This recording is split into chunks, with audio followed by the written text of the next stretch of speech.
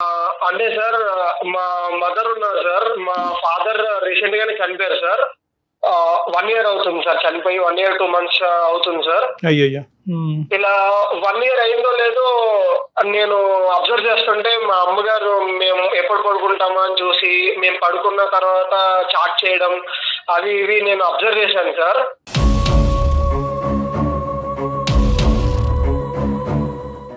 అది అబ్జర్వ్ చేసి నాకు చాలా బాధేసింది సార్. ఏంటి ఈవిడ ఇప్పుడే నాన్నగారు చనిపోయి ఒక 1 ఇయర్ కూడా అవ్వట్లేదు, అసలు ఏం చేస్తుంది అది ఇది అని చెప్పి నాకు చాలా బాధేసింది సార్. ఒక రోజు అసలు ఏంటి చాటింగ్ అని చెప్పేసి ఆవిడ పడుకున్న తర్వాత నేను అబ్జర్వ్ చేసి మొబైల్ తీసి ఓపెన్ చేసి చూశాను సార్.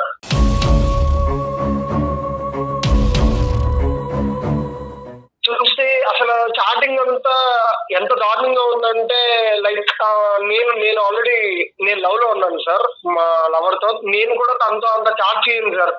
అంత డీప్ రిలేషన్ లో వాళ్ళు చాట్ చేయడం నాకు నిజంగా చాలా చాలా బాధేసింది సార్. చాలా సిగ్గుగా కూడా ఉంది సార్. అసలు మీకు ఎలా చెప్పాలి, మీకు ఎలా కన్వే చేయాలి, మా అమ్మకి ఎలా చెప్పాలి అని నేను చాలా సతమతం అయిపోతూ ఉన్నాను సార్. అసలు ఆవిడ ఇలాంటి పని లేదు సార్ ఈ ఏజ్ లో.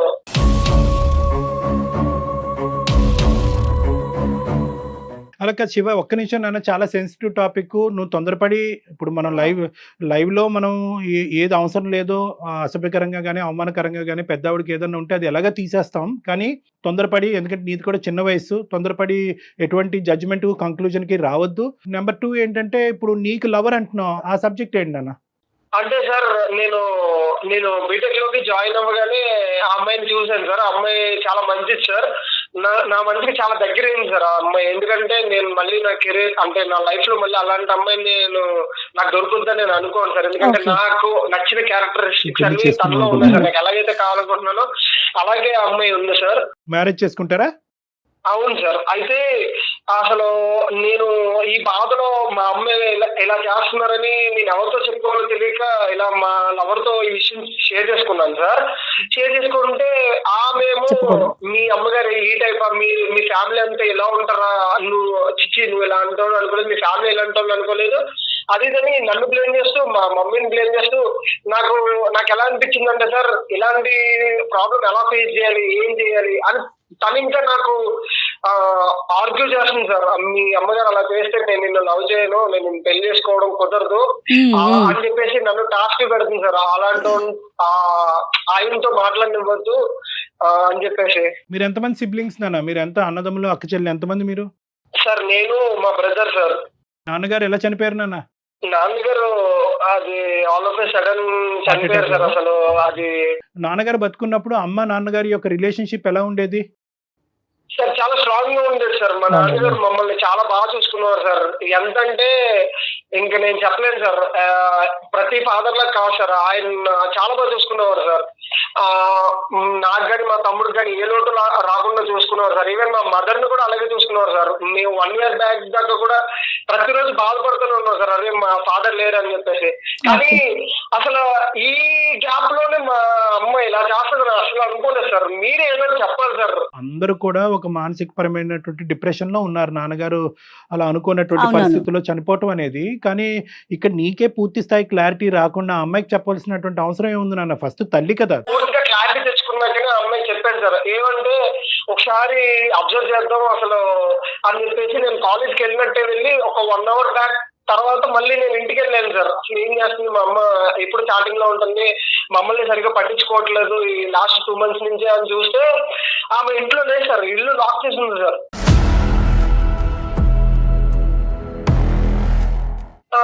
నేను ఫోన్ చేశాను సార్. ఫోన్ చేస్తే నాన్న నేను ఇలా బయటకు వచ్చాను రా, కొంచెం అర్జెంట్ పని ఉంది, నేను వస్తాను అని చెప్పేసి అన్నా సార్. నేను ఫీవర్ గా ఉందమ్మా కొంచెం రా అని చెప్పినా కూడా ఈవినింగ్ 4 ఆ టైంకి వచ్చింది సార్. అంటే మేము 5కి వస్తామని చెప్పేసి 1 అవర్ ముందు ఆవిడ జస్ట్ వచ్చింది సార్.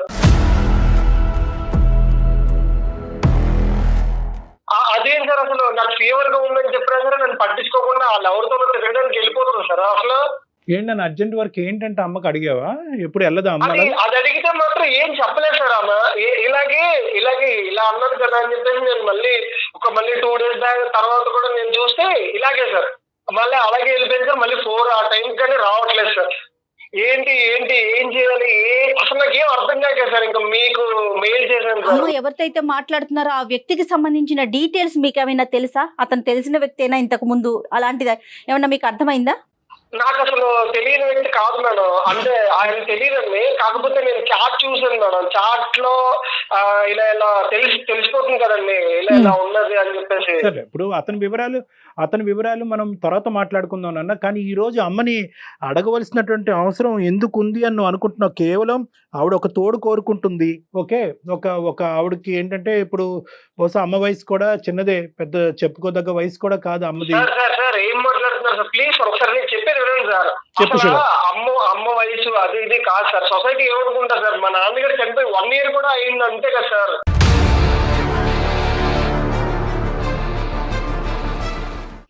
ఎలా ఫేస్ చేయాలి సార్? మీ అమ్మగారు ఎలా చేస్తారు ఏంటి అది ఇది అని చెప్పేసి మా చుట్టాలు, మా సొసైటీ, ఇంటి పక్కన వాళ్ళు ఎవరు ఎన్ని విధాలుగా మాట్లాడుకుంటారు సార్. శివ, ఒకటి ఇది చాలా సెన్సిటివ్ టాపిక్. ఇప్పుడు ఏంటంటే ఇక్కడ 2 స్కూల్స్ ఉంటాయి. ఒక స్కూల్ ఏంటంటే సాంప్రదాయం పట్టింపు గురించి మాట్లాడుతుంది. ఇంకో స్కూల్ ఏంటంటే ఆవిడకంటూ ఈ వయసులో ఒక తోడు గురించి మాట్లాడుతూ ఉంటుంది. ఒకరు ఇంకోళ్ళని ఖండిస్తారు, ఇంకోళ్ళని ఖండిస్తారు. దాని సబ్జెక్ట్ గురించి మనం తర్వాత మాట్లాడుకుందాం. నేను చెప్పేది ఏంటంటే, ఒకటి నేను ఇందాక కంప్లీట్ చేయకుండానే మీరు ఇలా మాట్లాడతారు ఏంటి సార్ అని అడిగావు శివ. ఒకే ఒక పాయింట్ నేను అడుగుతున్నాను. ఈ రోజు నీ గర్ల్ ఫ్రెండ్ కానీ ఇక్కడ గీత గీయకుండా ఏవరా నువ్వు మీ అమ్మ ఇలా చేస్తే కనుక నేను నీతో పెళ్లి చేసుకొని అనేటటువంటి మాట అనకపోతే కనుక ఈ రోజు మాకు చేసి ఉండేవాడువా నువ్వు ఫోను? సార్ నేను ఆ ఒక్క విషయం మీద కాదు సార్. మేము ఇప్పుడు బీటెక్ 2nd year సార్. వాడు మా తమ్ముడు ఇంటర్ 2nd year సార్. ఇప్పుడు పొద్దున్న ఫ్యామిలీ, మా రిలేటివ్స్ కి, మా చుట్టుపక్కల సొసైటీకి, లోకం అంతా చూస్తే ఏమనుకుంటారు సార్? అసలు మా ఫాదర్ ఎంత బాగా చూసుకున్నారు సార్ మా మదర్ ని. ఆవిడ అంత మా ఫాదర్ సార్ చనిపోయి 1 year అయినా సరే ఇంకా మా కళ్ళ ముందే తిరుగుతున్నట్టున్నారు సార్ మా నాన్నగారు చనిపోయినటువంటి సంవత్సరం లోపే ఇటువంటి సమస్యను మనం మాట్లాడుకోవాల్సినటువంటి అందుకు నాకు కూడా ఇష్యూ అందరికీ బాధగానే ఉంది నాన్న. కానీ ఏంటంటే ఇక్కడ ఆవేశాలు అనేటటువంటిది పనికిరావు. ఎందుకంటే కనుక ఇక్కడ ఒక కంక్లూజన్కి రాకూడదు, తొందరపడి ఒక కంక్లూజన్కి రాకూడదు. ఈరోజు అమ్మ మీద ఒక తప్పుడు అభిప్రాయం మీరు తొందరపడి తీసుకోవద్దు. ఒక సైడ్ సమాజం, ఇంకో పక్క నుంచి ఆవిడ ఎందుకు ఇలాగా ఆలోచిస్తుంది అనేటటువంటిది ఒకటి. మూడోది ఏంటంటే పిల్లలుగా మీరు సమాజాన్ని ఎలా ఫేస్ చేయాలనేటువంటి 3 అంశం. సో ఈ 3 అంశాన్ని మనం జాగ్రత్తగా బ్యాలెన్స్ చేసుకునేటటువంటి ఉద్దేశంతోనే తొందరపడి కంక్లూజన్స్కి రాకు, తొందరపడి తల్లి మీద ఒక చెడు అభిప్రాయం డెవలప్ చేసుకోవద్దని చెప్తున్నానే. కానీ మీ అమ్మగారు చేసింది నేను కాదు సార్. ఇక్కడ నేను అసలు తొందరపడి మాత్రం ఒక నిర్ణయానికి రాలేదు సార్. ఇది 2 months నుంచి జరుగుతున్న వ్యవహారం సార్. నేను చూశాను సార్, మా అమ్మగారి చాట్లు అన్ని చూశాను కాబట్టి నేను మీకు ఇంత క్లియర్ గా ఇప్పుడు చెప్పడం జరుగుతుంది సార్. ఓకే కాదు, అమ్మగారితో ఒకసారి మాట్లాడొచ్చా మనం? డాక్టర్ గారు ఏమైనా మాట్లాడొచ్చా? మాట్లాడచ్చు మేడం, ఖచ్చితంగా. మీరు ఆవిడ చేయడం తప్పు అని చెప్పి మీరు చెప్పండి మేడం. మీరు చెప్తే గానీ ఆవిడ వినదేమో. మేడం శివ, ఈ రోజు నువ్వు ముందుకొచ్చి ఈమెయిల్ పంపించి మా దగ్గరకు ఒక సొల్యూషన్ అడుగుతున్నావు. ముందు అడిగేసావు కాబట్టి ఈ రోజు అమ్మకి బుద్ధి చెప్పేటటువంటి ప్రక్రియలో ఈ ప్రోగ్రామ్ అయితే ముందుకు వెళ్ళదు నాన్న. ఇరువైపు మేము వింటాం, అమ్మది వింటాం, నీది వింటాం. ఏది కరెక్ట్ అయితే కనుక, ఏదైతే కనుక అందరి యొక్క మానసిక పరిస్థితులను, అందరి యొక్క భవిష్యత్తులను కాపాడేటటువంటి నిర్ణయం ఏదన్నా ఉంటే కనుక ఆ నిర్ణయాన్ని మాత్రమే చెప్తాం. అమ్మకు బుద్ధి చెప్పే కార్యక్రమం అయితే ఇది కాదు నాన్న. ఫస్ట్ అమ్మ వర్జన్ ఏంటో విన్ని. సరే సార్, మీకే అర్థమవుతుంది సార్. కాల్ చేసిన తర్వాత ఆవిడ చెప్పే అన్ని మీకు అర్థమవుతుంది. నేనే కరెక్ట్ అని మీరు అంటారు సార్, నేను చేస్తాను సార్. ఇదేంటంటే జయ గారు, ఇది చాలా సెన్సిటివ్ టాపిక్. ఎందుకంటే ఆడదానికి ఆ స్వేచ్ఛ ఉందా? అంటే భర్త చనిపోయినటువంటి సంవత్సరంలో ఆడది తన జీవితం గురించి ఆలోచించవచ్చా? ఇంకో జీవిత భాగస్వామ్యం గురించి ఆలోచించాలంటే కనుక 75% పాపులేషన్ విల్ సే నో. నీ బరువు బాధ్యతలు పెరిగినాయి, నీ పిల్లల యొక్క భవిష్యత్తు చూడకుండా నీ సంతోషాలు సుఖాలు ఎందుకు చూడాలి అని మాట్లాడేటటువంటి సమాజంలో ఈవిడ ఈ వ్యక్తిని ఎందుకు కోరుకుంది అనేది చాలా డెలికేట్ ఇష్యూ. ఇదే ప్రశ్న మనం మగవాడిని అంటామా కళ్యాణ్ గారు? భార్య చనిపోయిన 1 సంవత్సరం లోపే. హలో అమ్మా, చెప్పనా? ఎక్కడ ఉన్నావమ్మా? ఇంట్లో ఉన్నానమ్మా. ఇంట్లోనే ఉన్నావా? బయటకి ఎక్కడికి వెళ్ళావా? లేదురా, ఇంట్లోనే ఉన్నా. అంటే నేను జ్వరం వచ్చిందని బయటకు వెళ్ళావు, కాలేజ్ నుంచి ఇంటికి వచ్చినప్పుడల్లా నువ్వు ఇంటికాడ ఉండవు కదమ్మా? అదేంట్రా, పని మీద బయటకు వెళ్ళి వస్తాను కానీ ఇంటికాడ ఉండమంటే నేను ఇంట్లో ఉండకపోతే ఎక్కడికి వస్తాను? అలాగే సరే. మా సార్ ఒక ఆయన మాట్లాడతారంట, నాకు తెలిసింది సార్. ఎవరో కాలేజీ నుంచా? కాలేజ్ నుంచి కాదమ్మా, ఈ అందమైన జీవితం అని సుమన్ ఛానల్ నుంచి కళ్యాణ్ చక్రవర్తి సార్ మాట్లాడుతున్నారు. నమస్తే అమ్మా, నా పేరు డాక్టర్ కళ్యాణ్ చక్రవర్తి. నమస్తే సార్. నమస్తే అమ్మ, నమస్తే. మీకు ఇలాగా ఈ పరిస్థితిలో కాల్ చేసినందుకు కొద్దిగా, అంటే మిమ్మల్ని సర్ప్రైజ్ చేసినందుకు అంటే నా ఉద్దేశం అది కాదు. కానీ బాబు ఏంటంటే బాగా చాలా డిప్రెషన్‌లో ఉన్నాడమ్మా. బాబు బాగా ఇబ్బంది పడుతున్నాడు. ఏంటంటే నాన్నగారు చనిపోయి సంవత్సరం కూడా అవ్వలేదు. ఈ లోపల అమ్మ ఇంకో విధంగా ఆలోచిస్తుందేమో అని డౌట్ నాకుంది. కొన్ని చూడకూడనటువంటివి నేను చూశాను. సార్ డౌట్ కాదు సార్, రియల్ గా చూశాను కదా sir chat. Okay okay Shiva, okay okay, మీరు హోల్డ్ లో ఉండండి ప్లీజ్. శివ, నువ్వు తొందరపడద్దు. ఒక్క నిమిషం నన్ను అమ్మని మాట్లాడిని, అమ్మ ఆలోచన ఏంటో విందాము. ఎందుకంటే నేను ఎప్పుడు కూడా నువ్వు 200% ఎవిడెన్స్ చూపెట్టినా కూడా నా దగ్గర కళ్ళెదురుకుంటా సార్ ఇవి ఉన్నా అని అన్నా కూడా నేను మాత్రం ఒక తల్లికి ఇచ్చే గౌరవాన్ని నేను ఇచ్చేటటువంటి ఉద్దేశంలో ఎప్పుడూ డౌట్ అనే పదమే వాడతాను నేను. మా అబ్బాయికి ఉండే డౌట్ ఏంటంటేనమ్మా, ఎవరో మీకు ఒక అన్నోన్ పర్సన్తో మీరు నచ్చినటువంటి విధంగా ప్రయాణం చేస్తున్నారు. పిల్లల యొక్క నచ్చకపోవటం అనేది చూడట్లేదు. కాబట్టి ఇది రేపొద్దున ఇంకో విధంగా అవుతే కనుక మేము తలెత్తుకుని ఎలా తిరిగేటటువంటి పరిస్థితి వస్తుంది. నేను దేని గురించి మాట్లాడుతున్నానో, బాబు ఏది మాకు చెప్పాడో అనేది బహుశా ఈ పాటికే మీకు అర్థమై ఉంటుంది దుర్గ గారు. అర్థమైంది సార్, కానీ ఏదైనా ఉంటే శివ నువ్వు నన్ను అడుగు, డైరెక్ట్ అడగొచ్చు కదా సార్. ఇది చాలా సెన్సిటివ్ విషయం కదా దుర్గ గారు. నేను ఎలా అడుగుతాను అసలు? నువ్వు ఏం మాట్లాడుతున్నావా? నేను ఎలా అడగాలి? నువ్వు ఎవరితో తిరుగుతున్నావు, ఏంటి, ఏం చేస్తున్నావు? నువ్వు కాలేజీకి వెళ్ళినప్పుడు నువ్వు బయటకు వెళ్ళి తిరిగి వస్తున్నావు అని నేను అడగాల? శివ నువ్వు కొంచెం మంచిగా మాట్లాడు. ఇగో ఏదైనా ఉందంటే ఒకసారి అమ్మ ఇది అన్ని పరిస్థితి ఏంటి ఇలా చేస్తున్నావు నువ్వు నన్ను అడగొచ్చా? సార్ వాళ్ళు తీసుకెళ్ళి ఇప్పుడు సార్ నాకు తెలియదు వాళ్ళ దగ్గర తీసుకెళ్లి నన్ను పెట్టు, ఇప్పుడు నేను తలెట్టుకొని మాట్లాడగలనా? ఎలా మాట్లాడుతున్నాను అంటే ఒకటి దుర్గా గారు, బాబు అనేటటువంటి పదాలు కొన్ని కరెక్ట్ కాదు. చిన్నపిల్లవాడు తెలియదు, మీ అబ్బాయి గురించి మీకు బాగా తెలుసు నాకంటే, అది పక్కన పెట్టండి. ఈరోజు ఇప్పుడు ఇదేంటంటే డైరెక్ట్గా పిల్లలు వచ్చి ఒక తల్లిని అడిగేటటువంటి ఒక ఇది కాదు. కాబట్టి ఆ అబ్బాయి మమ్మల్ని అప్రోచ్ అయ్యాడమ్మా. ఇది చాలా సెన్సిటివ్ టాపిక్ కాబట్టి ఎందుకు కాల్ చేశాము, ఎందుకు మా వరకు తీసుకొచ్చాడు అనేటటువంటి సబ్జెక్ట్ని పక్కన పెట్టి, పిల్లలు బాగా మనస్తాపం చెందారు, వాళ్ళు చాలా బాధపడుతున్నారు, ఏంటి మా అమ్మ ఇలాగనేటటువంటి ఆలోచనతో కంప్లీట్గా ఇప్పటి వరకు మీ భర్త గారు చనిపోయిన తర్వాత ఈ స్థాయి ఉధృతమైనటువంటి పరిస్థితి మీ జీవితంలో ఇంకోటి వచ్చి ఉండదు. వాళ్ళ మనసులోంచి ఇంకా తండ్రి యొక్క బొమ్మ పూర్తిగా చెరిగిపోకముందే, చనిపోయాడు అనేటటువంటి భావం జీర్ణించుకోకముందే అసలు మీ జీవితంలో ఏం జరుగుతుంది అనేది ఒక్కసారి క్లారిటీ ఇస్తే ఆ అబ్బాయికి మేము సర్ది చెప్పే విధంగా కానీ, లేదంటే మీకు నచ్చ చెప్పేటటువంటి విధంగా మేము ఒక ప్రయత్నం చేస్తాం. నాకు వచ్చి 12 సంవత్సరాలకి మ్యారేజ్ అయిపోయింది సార్. 12 సంవత్సరాలకి మ్యారేజ్ అయిపోయింది. మా అమ్మగారు వచ్చేసి నాకు 6 నెలలు వచ్చినప్పటికీ చనిపోయారు సార్. మా అమ్మ మా నాన్నగారు కూడా చనిపోయారు.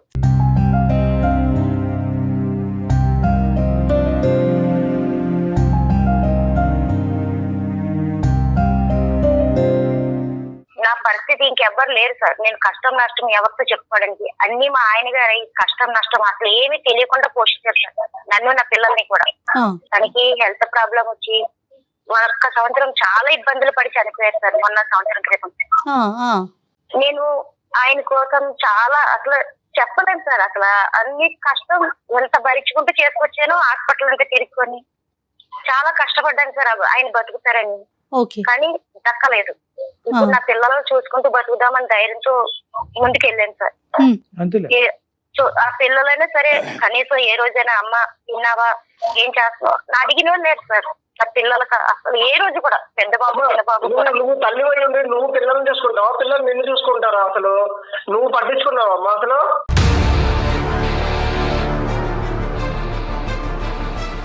మిమ్మల్ని పట్టించుకోకుండా మీరు ఎంతవరకు అయ్యారా? అదే నాన్న ఉన్నారు కాబట్టి నాన్నగారు ఉన్నందుకు ఇప్పుడు బాగా చూసుకున్నామ్మా. ఇప్పుడు నాన్నగారు లేరు, ఇప్పుడు నీ ఇష్టం వచ్చినట్టు నువ్వు చేస్తావా? నాకు అర్థం కాక అడుగుతాను. ఏం చేశాను శివన్? ఎలా మాట్లాడడానికి ఏం చేశాను అసలు నేను చెప్పు. అదే నేను సార్తో మాట్లాడుతున్నా కదా సార్, నా ఇది ప్రాబ్లం సార్. మా ఆయన గారు 1 year క్రితం ఇలా అయింది సార్, చాలా హెల్త్ ప్రాబ్లం వచ్చింది. నేను ఆ బాధలో అసలు తట్టుకోలేని పరిస్థితిలో ఉన్నా సార్. డిప్రెషన్ కూడా వెళ్ళిపోతున్నా సార్ ఒక్కొక్కసారి. నా చిన్న వయసులో భర్తను కోల్పోయాను, పిల్లల భవిష్యత్తు ఏంటి, ఏం చేయాలన్న ఆలోచనలో ఉన్నా సార్. నేను సాయిబాబాని బాగా నమ్ముతాను సార్. గుడికి వెళ్తుంటే పక్కనే ఒక అతను పరిచయం అయ్యారు సార్.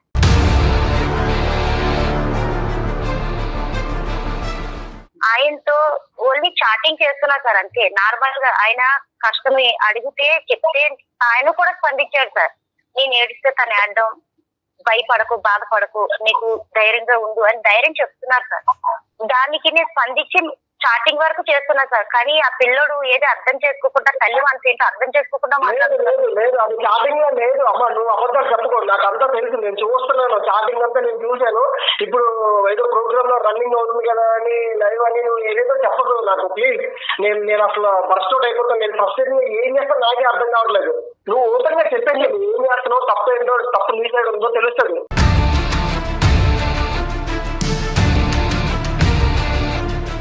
అసలు నువ్వు నా కడుపును పుట్టి నువ్వు నన్ను నిలదీయవలసిన అవసరం ఏంటి? అసలు నాకు తెలియక అడుగుతాను. నువ్వు అది ఇప్పుడు మళ్ళీ ఎలా మాట్లాడుతున్నావు? నేను నిలదీస్తాను, నేను కొడుకుని కాబట్టి నిలదీస్తాను. నాన్నగారు పోయి 1 year అయింది, 2 months లోనే నువ్వు మళ్ళీ ఇంకొకరు ఎలా తగ్గుకుంటా నాకు అర్థం కాదు.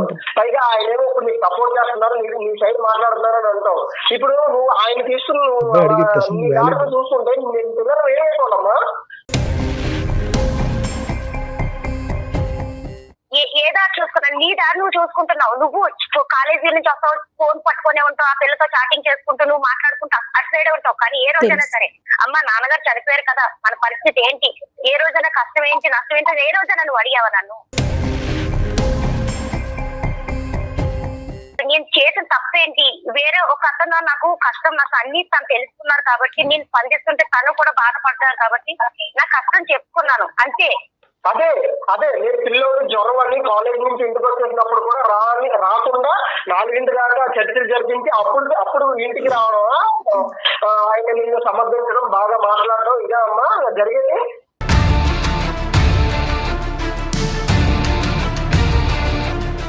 నువ్వు కాలేజీ నుంచి వచ్చావంటే నేను పని మీద బయటకు వెళ్ళాను అంతేకాని నేను ఎక్కడికో ఆయన్ని కలవడానికి వెళ్ళలేదు, పని మీద వెళ్ళాను.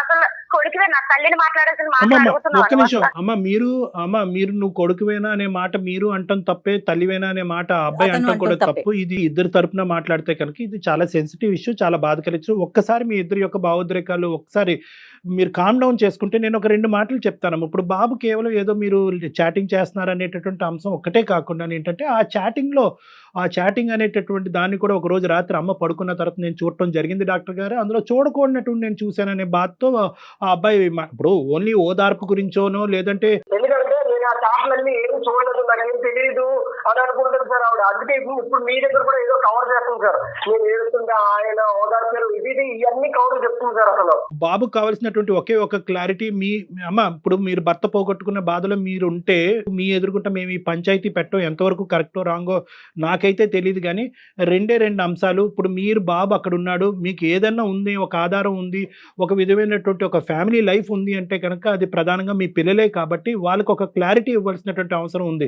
ఇది కేవలం ఒక ఓదార్పు గురించేనా అంటే పిల్లలు వాళ్ళ జీవితాలు వాళ్ళు చూసుకుంటున్నారు, వాళ్ళ చదువులు, వాళ్ళ రిలేషన్షిప్స్ లో వాళ్ళు బిజీ అయిపోయారు, భర్త పోయినటువంటి బాధలో ఉన్న నేను నా బాధను ఎవరితోనా పంచుకోవాలి అనేటటువంటి విధంగా ఒక వ్యక్తి, ఒక మర్యాదపూర్వకంగా ఒక వ్యక్తి వచ్చి నాతో మాట్లాడి నాకు ఆ ఓదార్పు ఇస్తున్నాడు కాబట్టి ఆ రిలీఫ్ నేను అతని ద్వారా నేను పొందుతున్నాను అనేటటువంటి ఆలోచన, లేదా రానున్న రోజుల్లో ఈ ఏదైతే బాండింగ్ మీకు అతనితో క్రియేట్ అయిందో అది ఇంకో విధంగా మారబోతుందా అనేటటువంటి అంశం మీరు క్లారిటీ ఇవ్వగలిగితే కనుక బాబు మనసులోంచి ఈ బాధ, ఈ వేదన ఏదైతే ఉందో అది తీసేయడానికి ఒక దారి ఉంటుందమ్మా. మీరు చెప్పండి, అంటే ఇది ఓదార్పేనా ఇంకేమన్నానా?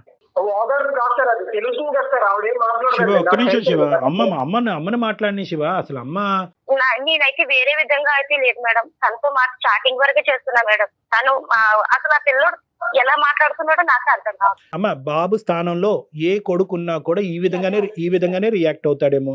సంవత్సరికం కూడా అవ్వలేదు, ఇంకా 1 year కూడా అవ్వలేదు, తండ్రికి సంబంధించినటువంటి బాధల్లోంచి ఇప్పటి వరకు కుటుంబం మొత్తం బయట పడలేనటువంటి పరిస్థితి. ఇప్పుడు ఇలాంటి అంశంలో అక్కడ ఆ గ్రీఫ్ రియాక్షన్ లో తండ్రి యొక్క జ్ఞాపకాలు ఎలాగ స్లోగా అందులోంచి బయటపడాలి అని ఆలోచించుకునేటటువంటి వయసు, ఆ వయసులో పిల్లలకి చాలా ఇబ్బందికరమైన పరిస్థితి. ఈ లోపల ఏంటంటే ఈ సబ్జెక్ట్ వచ్చేటప్పటికి ఇది ఇంకా వాళ్ళని వేదనకు గురి చేస్తుంది. దాంతోపాటు ఏంటంటే మీ అబ్బాయికి వచ్చినటువంటి పరిస్థితి ఏంటంటే నేను నమ్మినటువంటి ఒక అమ్మాయి ఉంది, ఆ అమ్మాయితో నేను జీవిత ప్రయాణం కొనసాగించాలి అని అనుకుంటున్నాను. ఇప్పుడు ఆ అమ్మాయి నన్ను ఎత్తుమే గన్ను పెట్టి మీ అమ్మాయి ఇలా చేసేటట్టు అయితే కనుక నేను ముందుకు పోను, నీకు నాకు బ్రేకప్ అన్నటువంటి విధంగా అమ్మాయి మాట్లాడేటప్పటికి ఈ అబ్బాయి ఇంకా సందిగ్ధ పరిస్థితిలో పడి ఇంకా భావోద్రేకం చెందుతున్నాడు. సో ఇటువంటి పరిస్థితుల్లో ఏంటంటే ఇది ఓన్లీ చాటింగ్ కాకుండా ఇంకేదన్నా ఉంటే కనుక అది ఆ విధంగా మనం మాట్లాడే ప్రయత్నం చేద్దాం.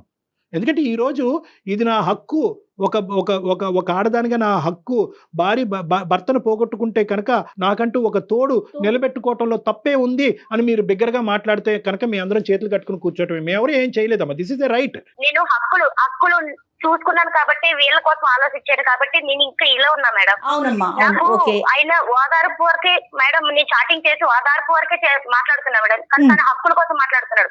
హక్కుల కోసం మాట్లాడితే తను అసలు ఈ వయసులో ఆ పిల్లోడి ఒక అమ్మాయితో చాటింగ్లు మెసేజ్లు, ఆ అమ్మాయి లోకంలోనే ఉంటాడు మేడం.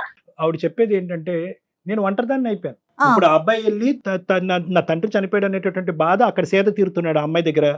వాళ్ళిద్దరు వాళ్ళ చదువు వాళ్ళ చాటింగ్. చిన్నోడు కాస్త వాడి జీవితంలో ఇంటర్మీడియట్ చదువుకుంటున్నాడు. ఈవిడ్ని ఎవరు ఓదార్చేది? అతి పిన్న వయసులో పెళ్లి చేసిన తర్వాత అంత చిన్న వయసులో పెళ్లి జరిగినటువంటి ఒక ఆడదాని వైపు చూసి సమాజం ఓదార్చేటటువంటి పరిస్థితి లేదు. తల్లి చనిపోయిన తర్వాత ఓదార్పు లేదు. మంచి భర్తని ఒక ఈడు జోడుగా ఈవిడ బయట ప్రపంచం తెలియదు అని అంటున్నారు, లోకజ్ఞానం లేదు. అటువంటి పరిస్థితుల్లో ఒక భర్త ఒక మూల స్తంభంలో నిలబడి ఈవిడిని ఇక్కడి వరకు తీసుకొచ్చిన అతను చనిపోయిన తర్వాత ఈవిడ ఎక్కడ ఓదార్పు తీర్చుకోవాలి అనేటటువంటి ఉద్దేశంతో ఒక గుళ్ళో కనిపించినటువంటి ఒక వ్యక్తితో తన మనసును పంచుకుంటుంది. దాన్ని మనం ఏ విధంగా చూస్తామో అనేటటువంటి దాన్ని బట్టి ఈ మొత్తం ఇష్యూ అంతా నిలబడింది. చెప్పండి దుర్గా గారు, మీ మీద ఒక వేలెత్తి చూపెట్టడం జరుగుతుంది. మీరు చెప్పండి ఒక్క 2 నిమిషాలు. ఏం చెప్పాలి కూడా అర్థం కావట్లేదు. ఏమీ లేదమ్మా. ఈ బంధం ఏదైతే ఉందో అది కేవలం స్నేహ బంధమేనా లేకుంటే దాన్ని కొంచెం ముందుకు తీసుకెళ్లాలనుకుంటున్నారా? అర్థం కాదు. దేనికోసం భయపడుతున్నా చెప్పు. ఏ విషయంలో భయపడుతున్నా? నేను ఏం చేశానని భయపడా? నువ్వు నీ స్టార్టింగ్ చూసావు అంతే. నా పరిస్థితి ఏంటో నువ్వు చూసావా? నువ్వు ఎలా మాట్లాడుతావు అసలు?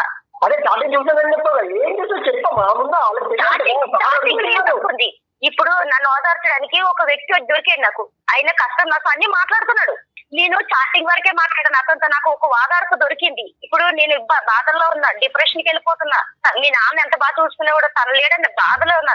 నేను డిప్రెషన్ కి వెళ్ళిపోయి నేనేమన్నా అయితే మీరేమైపోతారని నేను ఆయనతో మాట్లాడితే కొంచెం హ్యాపీనెస్ గా ఉందని మాట్లాడుతున్నా. దుర్గమ్మ ఒక్క నిమిషం అమ్మ. నీ పాయింట్ ఎవరు కూడా భూ ప్రపంచం మీద ఎవరు కూడా ఖండించటానికి లేదు. మీకు మీ మనసులో ఉండేటటువంటి బాధను పంచుకోవటానికి ఒక వ్యక్తి ఉన్నాడు అనేటటువంటి అంశం ఏదైతే ఉందో అది ఎందుకు ఖండించాలి? ఓన్లీ చాటింగ్ వరకే ఎందుకు మీరు భయపడుతున్నారు? మీరు ఇది తప్పు కాదు అనుకుంటే కనుక బహిరంగంగా చాటింగ్ చేయండి. ఇంటికి పిల్లండి, ఇంట్లో కూర్చోపెట్టండి, పిల్లలకు పరిచయం చేయండి. ఒరే నాకు ఈ కష్టకాలంలో ఒక 2-3 మంచి మాటలు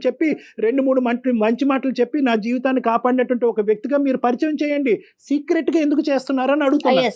ఒకసారి ఆగమ్మా సార్. ఎక్స్క్యూజ్ సార్, రేపు పొద్దున్న నాకు పెళ్లి అవుతుంది సార్. పెళ్లి అసలు ఇప్పుడు లవ్ మ్యారేజ్ చేస్తాను సార్. ఆ అమ్మాయి ఇప్పుడుకొచ్చి మీ తల్లి కేవలం ఓదార్పు అనేటటువంటి మాట తప్ప ఆ వ్యక్తి తన జీవితంలో ఏమవుతుంది అని చెప్పి డిఫైన్ చేయలేదు. ఇప్పుడుకొచ్చి మనం అరగంట బట్టి మనం మాట్లాడుకుంటున్నాం. నువ్వెందుకు అజంప్షన్స్కి వస్తున్నావు? నువ్వు వద్దు అనుకుంటే ఆపేస్తుందేమో ఆ ఓదార్పు. ఒక్కసారి అమ్మని అడిగి తేల్చుకుందాం. చెప్పండి సార్. కాదు ఆ పిల్ల అంటున్నావు కదా. పిల్ల విషయంలో అసలు అది ఆడదే. నన్ను అర్థం చేసుకుంటా ఎంతైనా. దుర్గా గారు మీకు అనవసరం ఈ సబ్జెక్టు. ఎప్పుడు మాట్లాడినా అమ్మాయి ఇలా అన్నది అలా అన్నదని ఎందుకు ఎక్కుతున్నాడు సార్? అమ్మాయి ఎవరు అసలు నా కోసం మాట్లాడడానికి? మా అమ్మ కోసం నువ్వు మాట్లాడడానికి నీకేం హక్కు ఉందని అడగవా నువ్వు?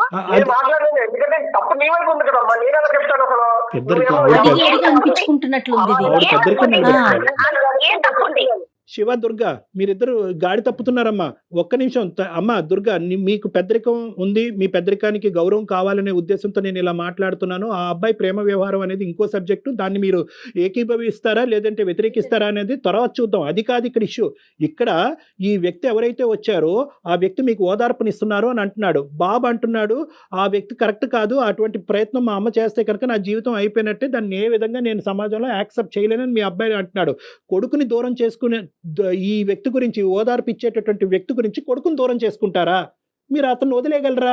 అదే ఓదార్పు మీ కొడుకు ఇస్తాడు. అదే కొడుకు, 2 కొడుకులు ఉన్నారు, చెట్టంటే ఎదిగినటువంటి 2 కొడుకులు ఉన్నారు. అదే ఓదార్పు ఈ కొడుకుల్ని ఇస్తారు. అది మీకు యాక్సెప్టబులేనా? లేదంటే ఆ వ్యక్తిని నేను వదలలేనని అంటారా? సింపుల్, క్లియర్ చేసేసేయండి ఈ టాపిక్. వాళ్ళ లైఫ్ వాళ్ళు చూసుకొని వెళ్ళిపోతారు సార్. నా లైఫ్ ఏం చేయాలి సార్? నేను ఎవరితో ఉండాలి సార్? నాకంటూ ఒక తోడు ఉండాలి కదా. అతనితో మీరు ప్రయాణం సాగించాలనుకుంటున్నారు. అర్థమైందమ్మా. ఇప్పుడు నువ్వు డైరెక్ట్ గా చెప్పకపోయినా ఇండైరెక్ట్ గా అర్థమైంది. అతని పర్సనల్ లైఫ్, అతని జీవితం ఏంటి, ఈ డీటెయిల్స్ అన్ని మీకు తెలుసా? తర్వాత ఏమండి మేడం? నాకు తెలుసు మేడం. తన పరిచయం అయ్యారు ఆల్రెడీ. వాళ్ళ ఆవిడ గారితో విడాకులు అయిపోయినాయి అంటే మేడం. ఓకే. అయితే తను నన్ను లైఫ్ లాంగ్ చూసుకుంటాను అన్నారు మేడం. అది విషయం. అంటే ఎందుకని ఏంటి అవన్నీ ఆలోచించరా, అసలు ఎందుకైంది ఇలా చేయడం కరెక్ట్ కాదా సార్? అడగండి సార్ మీరు అన్ని details గా. మేము అడగాలంటే నువ్వు ఆగాలిగా, ఒక్క నిమిషం ఆగమ్మా. చెప్పమ్మా దుర్గా, చెప్పమ్మా. సో అతని గురించి మీకు తెలుసు, ఎప్పటి నుంచి పరిచయం అమ్మా ఇది? సార్ నాకు తను ఒక 4-5 years నుంచి తెలుసు సార్. ఓన్లీ గుడికి, ఎందుకంటే గుడి పక్కని వాళ్ళది షాప్ సార్, ఓకే. పూజ సామాగ్రి అమ్ముతారు, అంతవరకు తెలుసు. మా ఆయన గారు చనిపోవడం అంతవరకు తెలుసు సార్. ఈ మధ్యనే తనతో నేను మాట్లాడడం మొదలు పెట్టాను అంతే సార్. మాట్లాడిన కానించి కూడా నేను బాధపడి ఏడుస్తుంటే తను కూడా ఏడ్చేవాడు సార్.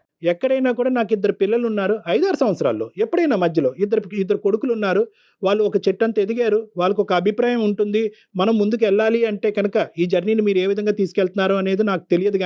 కానీ మన ఇద్దరికి సంబంధించిన ఈ అసోసియేషన్, దాని పేరు ఏంటన్నది వదిలేసేయండి, ఈ అసోసియేషన్ యొక్క యాక్సెప్టెన్స్ నా పిల్లల మీద కూడా ఉంది, నా మగ పిల్లల మీద ఉందనే అభిప్రాయం ఎప్పుడు నా అతనికి చెప్పారా మీరు? భర్త చనిపోయి 1 సంవత్సరం అయింది, ఇంత డైనమిక్స్లో is it so easy to make a decision? Sir నాకు నా పిల్లల భవిష్యత్తు నా చేతిలో ఉంది సార్. నేను వాళ్ళ మంచిగా చదివించుకొని వాళ్ళ భవిష్యత్తు చూద్దామని ఆలోచన ఉన్నాను సార్. కానీ నేను డిప్రెషన్ లో ఉన్నా సార్. ఎంతో కొంత తన వల్ల నాకు హోదార్పు దొరికింది సార్. నేను తనని వదులుకోలేను, వీళ్ళని వదులుకోలేను సార్.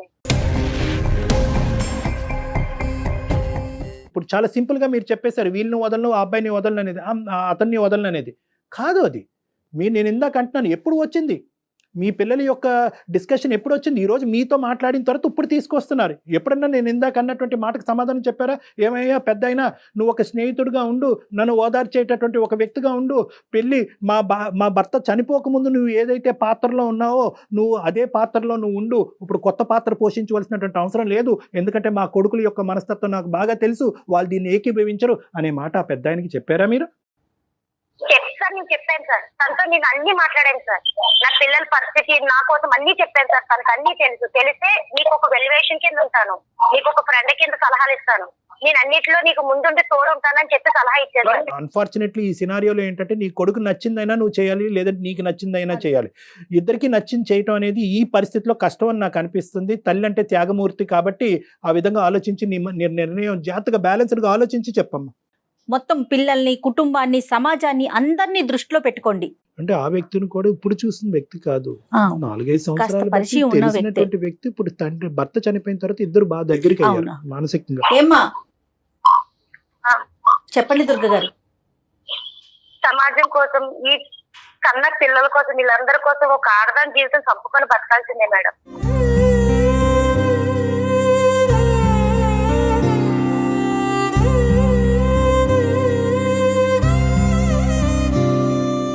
ఇంకా ఆనందాలకి అబట్లకి దారి లేదు మేడం, ఒక ఆడదాని జీవితం ఇంతే.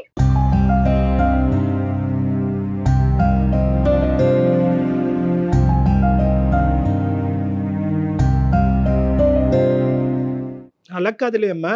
ఒకటి ఆడదాని జీవితం ఇంతే అనేటటువంటి మీ మాటలో రకరకాల యాంగిల్స్ ఉన్నాయమ్మా. మీరు ఇప్పుడు ఎవరి గురించో చేయట్లేదు, మీ కొడుకు గురించి చేస్తున్నారు, మీ బిడ్డల గురించి చేస్తున్నారు. మీరు ఒక్కసారి దయచేసి ఈ కఠినమైనటువంటి నిర్ణయం తీసుకోవటంలో మీరు ఇప్పుడు బాధపడినా కూడా తర్వాత సంతృప్తి చెందుతారు. ఇది ఎవరి కోసమో కాదు కదమ్మా, నీ బిడ్డల కోసం కదా. భర్తగా నేను వస్తాను, మళ్ళీ నీ లైఫ్లో కొడుకును పోగొట్టుకో అనేటటువంటి ఆలోచనతో వచ్చే మూర్ఖుడిలాగా నాకైతే అనిపించట్లేదమ్మా. ఒకసారి ఈరోజు జరిగినటువంటి సంభాషణ, శివ యొక్క ఫీలింగ్స్ అతనికి విడమర్చి చెప్పు, ఏమంటాడో చూద్దాము. ఏమ్మా చెప్పండి, మీ మనసులో మాట చెప్పండి తల్లి. వీళ్ళు నాకు అసలు అర్థం చేసుకునే వాళ్ళు కాదు సార్. వీళ్ళు కానీ సమాజం కానీ ఎవరు అర్థం చేసుకునే వాళ్ళు కాదు. నేనే నా ఆడదాని జీవితం ఇంతే సార్. నేనే ఇంకా ఎవరి జోలికి వెళ్ళకుండా నా సావేదో నేనే చేస్తాను సార్.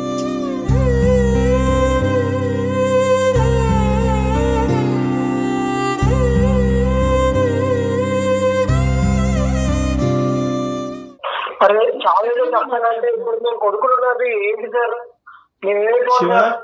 శివ, నా పిల్లల్ని, వాళ్ళ యొక్క భవిష్యత్తు, సమాజ విలువల్ని కాపాడుకునే ప్రయత్నంలో నా అనుకునేటటువంటి ఇంకో అంశం నా జీవితంలో త్యాగం చేస్తాను. అప్పుడు చదువుని త్యాగం చేసింది, తర్వాత తల్లి త్యాగం అయింది, ఇప్పుడు భర్త త్యాగం అయింది, ఇప్పుడు నచ్చినటువంటి వ్యక్తి కూడా త్యాగం అవుతున్నాడు. That is not so easy Shiva. ఆవిడ స్థానంలో నిలబడి మనం ఆలోచించుకుంటే అంత ఈజీ కాదు. కానీ ఏదేమైనా కూడా అమ్మ మంచి నిర్ణయం తీసుకుందన్నట్టు నాకు అనిపిస్తుంది. ఆలోచించుకోండి. అమ్మతో పాటు నువ్వు ఇదివరకు ఎలా ఉన్నావో దయచేసి నీ గర్ల్ ఫ్రెండ్ ఎంత ఇంపార్టెంటో అంతకంటే 100 రెట్లు నీ తల్లి ఇంపార్టెంట్.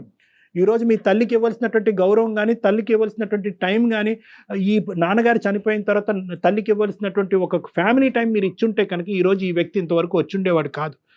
ఇక్కడ రానటువంటి ఓదార్పు, సానుభూతి ఆవిడ అక్కడి నుంచి పొందింది కాబట్టి వాళ్ళిద్దరి యొక్క ఇంటిమసీ పెరిగింది. కాబట్టి ఈరోజు ఈ సబ్జెక్ట్ ఇక్కడితో వదిలేసి మీ తల్లితో ఇంతకు ముందు ఎలా ఉండేవారో అదే విధంగా ఉంటూ, అంతకన్నా ఎక్కువ ఇంకా గడపడానికి ఎక్కువగా ట్రై చేయండి. ప్రేమనిచ్చి, ఇంకా ఎక్కువ టైంనిచ్చి, మేమంటూ ఉన్నామమ్మా, నీకు out side source of help అక్కర్లేదు, మేము నిన్ను కాపాడుకుంటాం, మేము చూసుకుంటాం అనే మనోధైర్యాన్ని మీ తల్లికి ఇచ్చి ఇంక ఈ సబ్జెక్ట్ మళ్ళీ మీ జీవితాల్లో మళ్ళీ తిరిగి తీసుకురావద్దు. ఇది నా విన్నపం.